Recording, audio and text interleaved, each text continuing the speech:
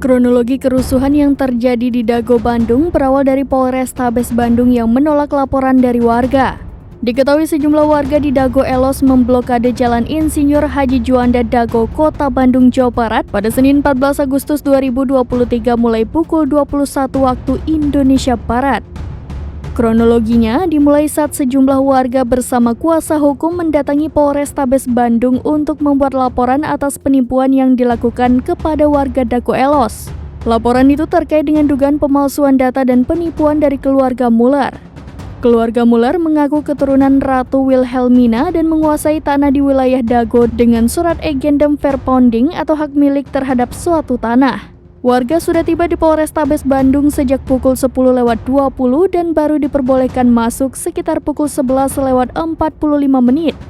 Total ada 4 pelapor, 3 perempuan dan 1 laki-laki didampingi beberapa kuasa hukum.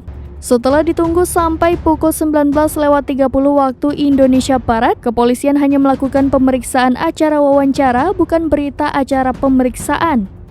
Menurut Rizkia, laporan mereka ditolak polisi padahal semua data-data bukti-bukti sudah tercantum. Namun alasan polisi menolak laporan warga karena bukti tidak cukup.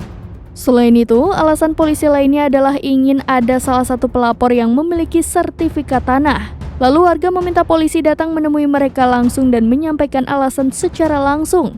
Namun kenyataannya tak ada pihak kepolisian yang keluar. Hal itulah yang membuat warga marah dan pulang dengan memblokade jalan. Mereka membakar ban demi menarik perhatian polisi dan baru 1 jam kemudian pihak polisi datang menemui warga. Sebagai informasi akhir, alasan warga melakukan blokade jalan lantaran hanya ingin laporan mereka diterima kemudian bisa dilakukan BAP.